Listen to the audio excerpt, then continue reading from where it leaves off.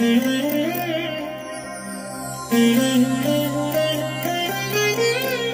దినం పరము నుండి దిగివచ్చు మాట.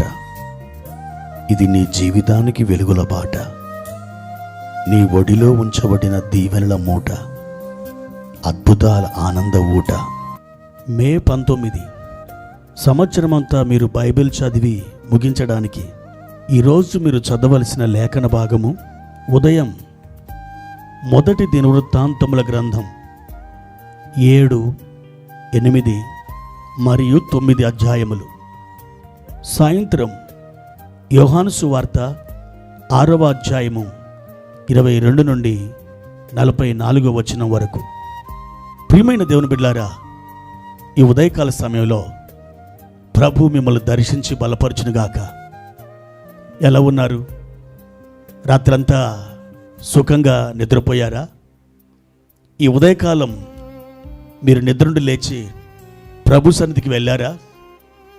ప్రతిరోజు కూడా మీరు ప్రార్థనతో, దేవుని యొక్క వాక్య పఠనముతో మీరు ప్రారంభించాలి. ఎప్పుడైతే మీరు అలా ఒక దినాన్ని ప్రార్థనతో, వాక్యముతో ప్రారంభిస్తారో ఆ దినమంతా ఆ వాక్యము మిమ్మల్ని నడిపిస్తుంది. మీరు చేసిన ప్రార్థనకు పరిశుద్ధాత్ముడు అద్భుతంగా జవాబును దయచేస్తారు. పక్షికి 2 రెక్కలుంటాయి. దేవుడు మనం కూడా ఆత్మలో ఎగరడానికి 2 రెక్కలనిచ్చాడు. ఒకటి ప్రార్థన, రెండవది దేవుని వాక్యం. ఆ రీతిగా మీరు ఆత్మలో పైపైకి ఎదుగుతూ ముందుకే సాగి వెళ్ళండి. ప్రభు మిమ్మల్ని ఆ రీతిగా నడిపించునుగాక. ప్రియమైన దేవుని బిడ్డలారా, ఈరోజు ప్రభువారు మనకిచ్చిన వాక్య భాగాన్ని చదువుకుందాం. కొరింథీయులకు రాసిన 2వ పత్రిక 1వ అధ్యాయము 20వ వచనం. దేవుని వాగ్దానములు ఎన్ని అయినను అన్నియు క్రీస్తునందు అవునన్నట్టుగానే ఉన్నవి. కనుక మన ద్వారా దేవునికి మహిమ కలుగుటకై అవి ఆయన వలన నిశ్చయములై ఉన్నవి. దేవుని వాగ్దానాలు, దేవుడు మనకిచ్చిన అద్భుతమైన సంపద. ఈ లోకంలో అనేక మతాలు ఉన్నాయి, కానీ ఏ మతస్థునికి వాగ్దానములు అన్నటువంటి భాగం లేదు, ఆ పరిస్థితి లేదు. కానీ ప్రభువుని సొంత రక్షకునిగా అంగీకరించిన ప్రతి విశ్వాసికి పరిశుద్ధ గ్రంథంలో విస్తారంగా వాగ్దానాలు అతని కొరకు దేవుడు సిద్ధం చేసి ఉంచాడు.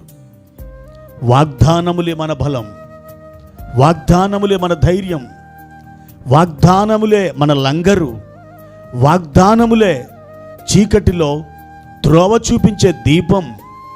అవును, రోగికి మందు ఎలాగో మనకు కూడా వాగ్దానం అలాగే.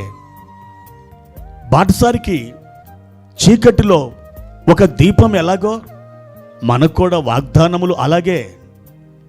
ఒక యాత్రికుడికి చేతికర్ర తనకు ఎలాగో మనకు కూడా యాత్రికులమైనటువంటి మనకు వాగ్దానములు అలాగే. ప్రియ దేవుని బిడ్డలారా, అనేక మంది భక్తులు చెప్తున్నారు, బైబిల్ గ్రంథంలో సుమారు 8,000 వాగ్దానాలు ఉన్నాయట. ఈ వాగ్దానాలన్నీ కూడా ఎవరి కోసం? మన కోసమే. దేవుని బిడ్డలారా, దేవుని వాక్యములో ఎన్ని వాగ్దానాలు అయితున్నాయో ఆ వాగ్దానాలన్నీ క్రీస్తు వలన అవి అవును అన్నట్టుగానే ఉన్నాయి. అవి మనకు నిశ్చయములై ఉన్నాయట. అవును, మీ పరిస్థితుల్లో ఒక వాగ్దానం మీరు తీసుకోండి. దేవుడు కొన్నిసార్లు మీరు ప్రార్థిస్తున్నప్పుడు కానీ, బైబిల్ చదువుతున్నప్పుడు కానీ కొన్ని వాగ్దానాలని మీ మనసులోకి తీసుకొస్తాడు. అవి క్యాజువల్గా వస్తున్నాయి, పోతున్నాయి అని మీరు తలంచుకోవద్దు. దేవుడే ప్రత్యేకమైన రీతిలో ఆ వాగ్దానాలని మీ ఎదురుకు తీసుకుని వస్తున్నాడు. వాటిని పట్టుకోవాలి.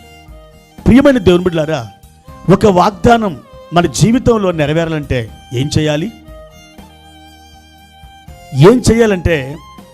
మొదటిగా ఆ వాగ్దానాన్ని మనం ఒప్పుకోవాలి.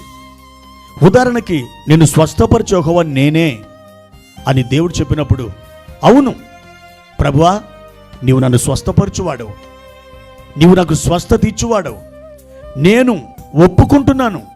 నా హృదయములో ప్రభువా, నా అంతరంగములో ఆ వాగ్దానాన్ని నేను ఒప్పుకుంటున్నాను, కన్ఫెషన్ అవుతున్నాను అని దేవునికి మనం చెప్పాలి. ఆ వాగ్దానాన్ని మీ నోటితో పలకాలి, దాన్ని ఒప్పుకోవాలి. అప్పుడు ఆ వాగ్దానం క్రియాకారిగా మారడానికి దారితీస్తుంది. రెండవదిగా, ఆ వాగ్దానం నెరవేరాలంటే దానిని విశ్వసించాలి. అవును, నేను విశ్వసించి తిని గనుక మాట్లాడి తిని అని పౌలు గారు ఎలాగన్నారో, దేవుని వాగ్దానాన్ని మీరు విశ్వసించినప్పుడు మీ నోటితో దాన్ని పలకడం మొదలు పెడతారు. ఎప్పుడైతే మీరు విశ్వసిస్తారో, మీ విశ్వాసం అనేది పరలోకంలోని నిధులను లాగే అదృశ్యమైన త్రాడు లాంటిది. అద్భుతమైన నిధులను మీరు సొంతం చేసుకోవడానికి దేవుడు మీకు ఇచ్చిన ఛానల్ విశ్వాసం. కాబట్టి ఒక వాగ్దానం నెరవేరడానికి మీరు దాన్ని విశ్వసించండి. మూడవది ఏంటంటే, ఒక వాగ్దానం నెరవేరాలంటే మీరు దేవుని సన్నిధిలో దానిని అడగాలి, అనగా ప్రార్థించాలి. ఒక కోడి గుడ్ల మీద పొదిగినప్పుడు తనలాంటి పిల్లల్ని ఎలా చేస్తుందో, అదేవిధంగా దేవుని వాగ్దానాలు నెరవేరడానికి ఆ వాగ్దానములు అనే గుడ్ల మీద మనం పొదుగుతూ ఉండాలి. పొదుగుతూ ఉండాలి అంటే దాని అర్థం, మనం దాన్ని విశ్వసించి ఒప్పుకుంటూ ప్రార్థనలో అడుగుతూ ఉండాలి అని అర్థం. అప్పుడు దేవుని వాగ్దానాలు మీ జీవితంలో అద్భుతంగా నెరవేరుతాయి.